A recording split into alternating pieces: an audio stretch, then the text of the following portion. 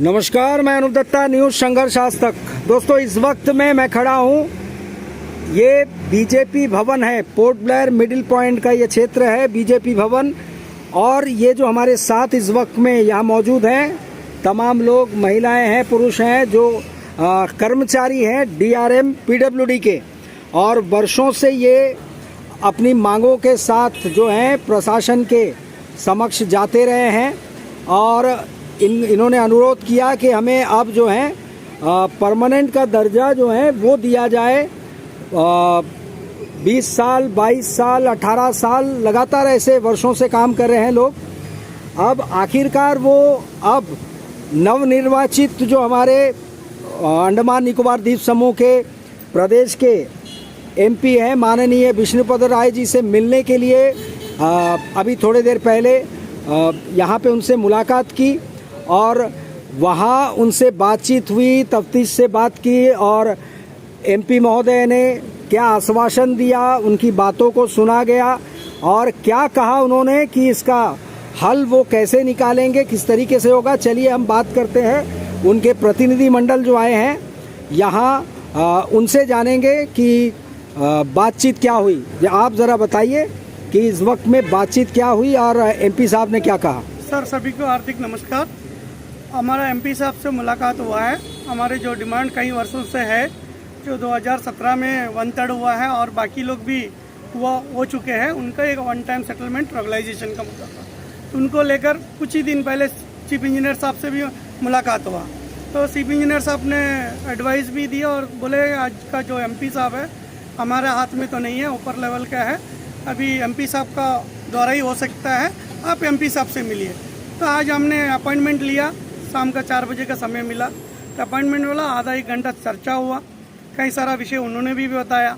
जो last parliament का member of parliament Kuldeep Rai ji था, तो कई सारा फंड कट आउट हो चुका है, तो वो फंड का लेके चलते हुए अंडमान को डेवलपमेंट ना होगा, ना ही मजदूर का डेवलपमेंट होगा। इस वजह से आपको जो भी फंड जो रिक्वायरमेंट है रेगुलाइजेशन करने का, कितना स्ट्रेंथ है, कितना फंड का आवश्यकता है, हमारा चीफ इंजीनियर साहब से भी हमारे मौजूदगी में बात करें। तो उन्होंने भी आश्वासन दिए कि आप हमारा नाम लेकर बोले कि हमारा बंदा आएगा, आपको उनको डिटेल्स दे दीजिए, फिर मैं आगे का कार्रवाई करूंगा करके एमपी साहब आश्वासन दिया।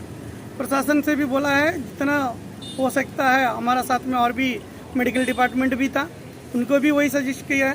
तो अभी हम लोग चीफ इंजीनियर साहब से सोमवार को जाएंगे, तो कितना पोस्ट है, कितना है, लिखित के रूप में देंगे तो हम अपना एमपी साहब को दे देंगे।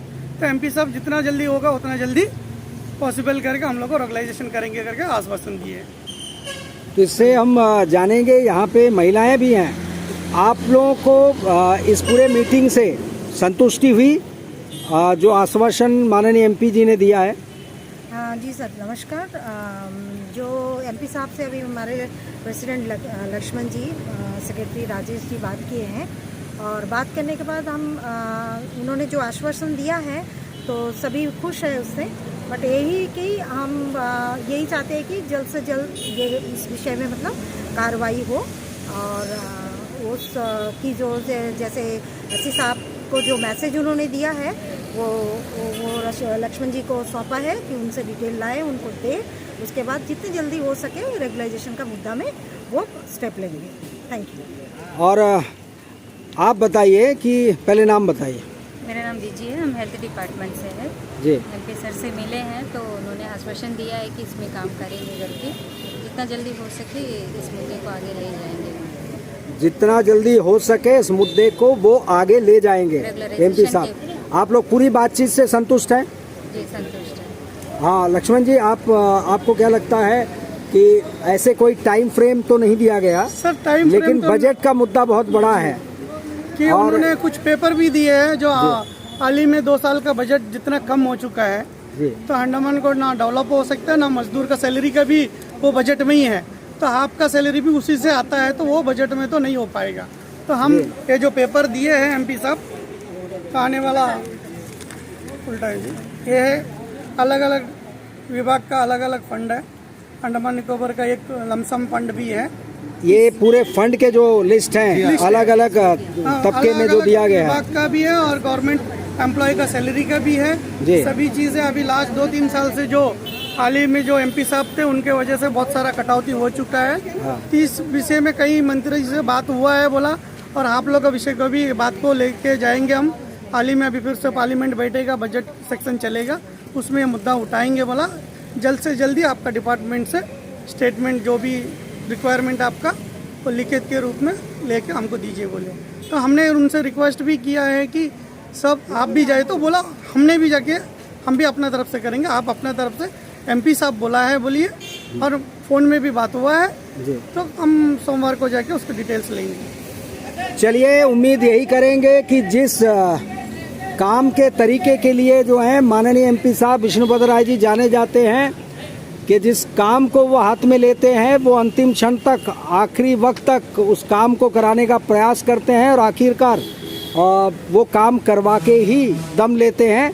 तो हम उम्मीद करेंगे कि ये जो हज़ारों के तादाद में, सैकड़ों के तादाद में मजदूर हैं इस वक्त में, जो इस वक्त में संघर्ष कर रहे हैं और अपनी मांगों को लेके और अपने भविष्यों को लेके, जो अपने परिवार के भविष्य को लेके भी चिंतित हैं, उनकी मांगों को जल्दी पूरा किया जाए और माननीय एमपी महोदय इस पर जल्द से जल्द कार्रवाई करेंगे और सकारात्मक जो हैं नतीजे के साथ में ये खुशखबरी इन तमाम मजदूरों को मिलेगी सौगात के रूप में आने वाले वक्त में। इसी उम्मीद के साथ मैं अनूप दत्ता, न्यूज़ संघर्ष आज तक।